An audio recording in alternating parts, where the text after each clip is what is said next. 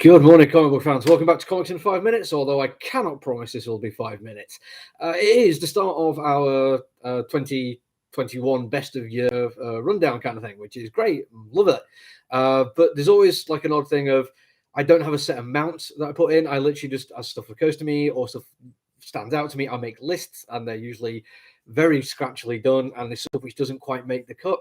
But there's a lot of stuff where I think it deserves to be mentioned, especially this year. This year's had a lot of really, really good comic books. So what I'm doing today is just a list of things which were absolutely fantastic, but for one reason or another didn't quite make it into the top, what it turns out to be, 14. It was also worth pointing out that for the rest of this year, there is not going to be any 5-minute comic book reviews over here. It's basically because I don't want to spam my YouTube followers if they've hit the subscribe and the bell button. I don't want to hit them with load of stuff, so I've just put a thing up in the comments, and there's also in the description of where we're on TikTok, and we're doing 3-minute video reviews over there. I've just done one for Lady Mechanica. It's not uploaded yet. I basically jumped on to do this first. But if you want to find our reviews, that's where you need to go for those. But for the rest of the year, we are going to go through the best that I think has happened this year. Now, obviously, I try my best to be objective, but my own biases are going to come out. And if I've put something on this list, specifically today, the best of honourable mentions, that you think should be actually on the best of year list, feel free to let me know. I enjoy arguing with people online. It's a hobby of mine. Also, if you think I've put something on which is absolutely rubbish, tell me that too. It probably won't be as polite, but we can still talk about it. These ones are not in any particular order. They are literally just stuff where I thought they were great, but not quite awesome, spectacular, wonderful. And I'll tell you why I like them and sometimes why they didn't make it on the list. So I'm going to start with MFKZ from Behemoth Comics. And I did really like this one. Of all the Behemoth stuff I've read, it's the one that appealed to me the most. It is huge, brash, bold. It is stylized. It's spin-off from an anime, if I remember rightly, and it's got that kind of stylistic storytelling throughout. The action sequences are brilliant. The only reason it didn't quite make it on my list is basically I messed up my orders and I've not read all of it. I read like 1 and 3, I think, or something like that. And there's now a spin-off coming out, and as much as I liked it, I'm gonna have to wait for the trade to get a full impression of it. But I like the representation, I like the cityscapes, I like pretty much everything about it, apart from the fact that, unfortunately, Behemoth Comics, being a small company, if you don't get your orders in on time before FOC, you're screwed, and you just have to wait and hope for the best. So that is my fault, and I do apologize for that one. Secondly, we have from AWA or Upshot, Not All Robots. I really, really like this one, and I went backwards and forwards when I put it on the actual best of year list. In the end, it came down to the fact that this is a comic book about men in the world. Not All Robots is a spin on the Not All Men thing. Weirdly, there are times when that is so blatantly obvious, it almost jars a little bit, but it also never ever says it's about anything other than robots. Like, at no point does it say anything about it being a metaphor for men. It is literally, according to the comic book, just a problem about robots. And those two kind of like jump backwards and forwards. It means it didn't quite make it 100% for me, but it's still a very, very entertaining comic book. Next up, we have Mother of Madness from Image Comics. And this one, excuse me, is a book I was holding, which it literally came in today. And I've got to be honest, if I'd have had the chance to read it, it may have made it onto the actual main list as well.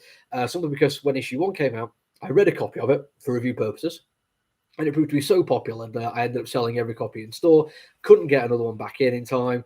Then issue 2 came out, and I thought, you know what, I'm just going to wait until the trade comes out. So it was brilliant. Really, really nice idea. Really manic kind of storytelling.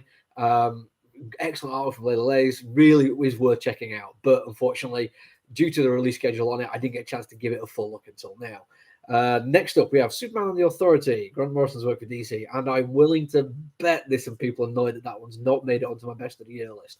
But there's been quite a few decent Superman stories out recently, and as much as I like this one, it does feel like rather than it being a self-contained story that's out this year, it is tied into a lot of Morrison's previous work in unusual ways. It's not like a direct sequel or anything, but it fits into what they were doing in terms of telling a story of the various ages of Superman.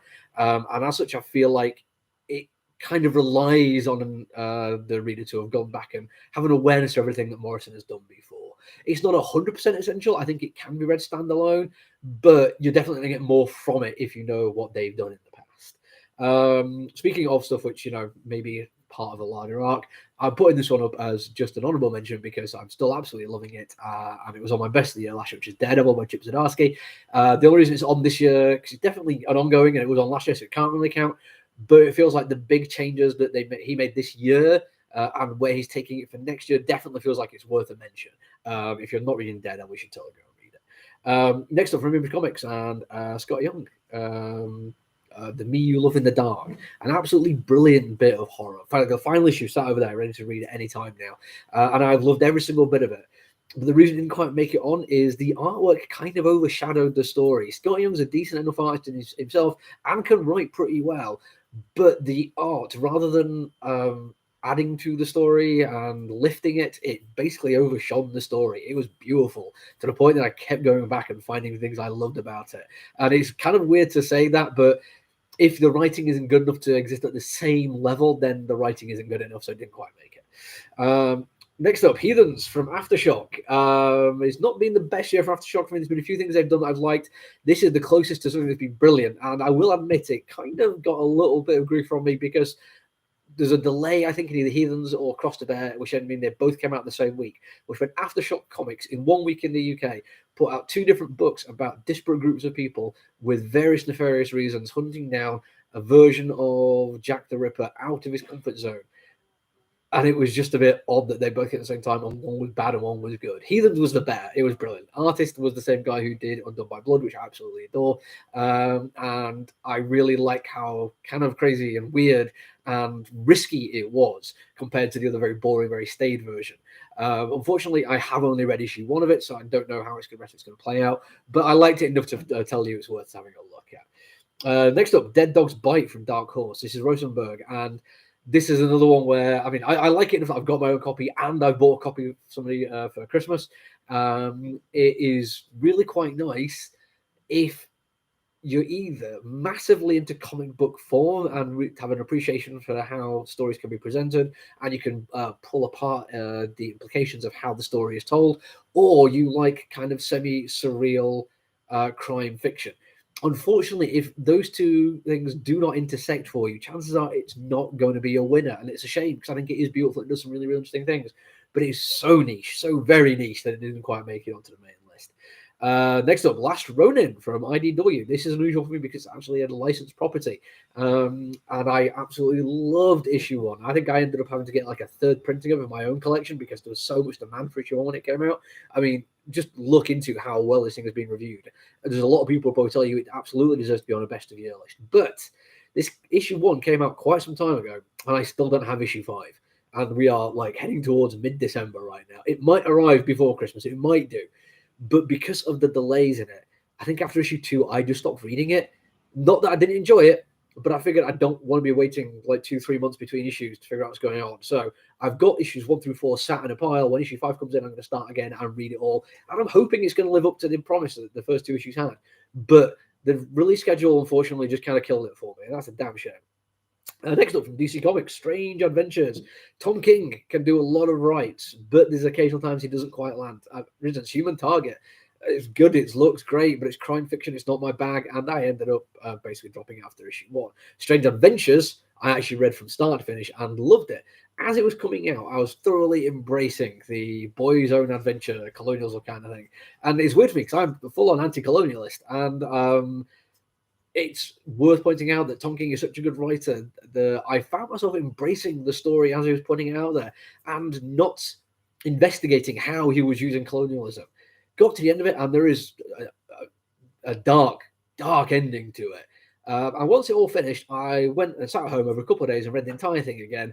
And knowing how it ended, everything else he'd done made way more sense and was way darker. And it's that kind of really good foreshadowing, which is why he probably got picked to write something like Rorschach. But it's hard to sell a comic book when my main reason for praising it is it's great on the second reading. It's that whole like, oh yeah, I really like one of my all-time favorite TV shows is Parks and Rec, but it's really hard to recommend it because you've got to sit through the first season when it was still trying to be The Office, and it's not as good. It gets brilliant, and it's such a hard sell, and unfortunately, Strange Adventures does the exact same thing. Finally now, this one, close to making it again onto a main list, which is Crush and Lobo. I really like it. I actually have read everything that comes out, but I'm not bought it. I'm going to get the collection once it finishes. And it took me a good few issues to realize why it was bugging me. In fact, this issue, the one that's just come out this week, is finally like, okay, I know why this has not made it onto my full best of year. And that is there's some characters which are just not very interesting. I like interesting characters. I think even bad guys can be interesting. In fact, bad guys who are interesting are way more fun to read than boring good guys. But Lobo is a bad guy who's dull and predictable and played out, and I got nothing at all from the Lobo side of Crush and Lobo. Mariko Tamaki did an excellent Lobo Crush. I thoroughly enjoyed reading that character. There's lots of really cool little story beats in there for them, and I wanted more of that. But every time Lobo came on, I was rolling my eyes and be like, oh, this guy again. And it was just frustrating. And it did spoil it for me a little bit, which is a shame. This one could have been great. So there you go. That, I mean, I've not even counted how many's on there. That is a list of things which were great, but not quite perfect. Starting tomorrow, I'm starting with number 14, and I'm going to count down every day I'm in the shop. Now, I'm not usually in on Sundays. I think I'm going to start coming in on Mondays just because we're heading all towards Christmas. I want to be here when I can. But if you just keep an eye out on the channel, hit the like, subscribe, the little bell button so you don't want to miss out on any of them. And we're going to work our way down to number 1, which will be revealed on Christmas Eve, if I've worked out my numbers right. I've literally got, oh man, you could have seen on my list there. I got a list of dates and everything going on there. Hopefully that was blurry as heck, so nobody got to see it when I lifted it up. But yeah, come back tomorrow and we'll start then.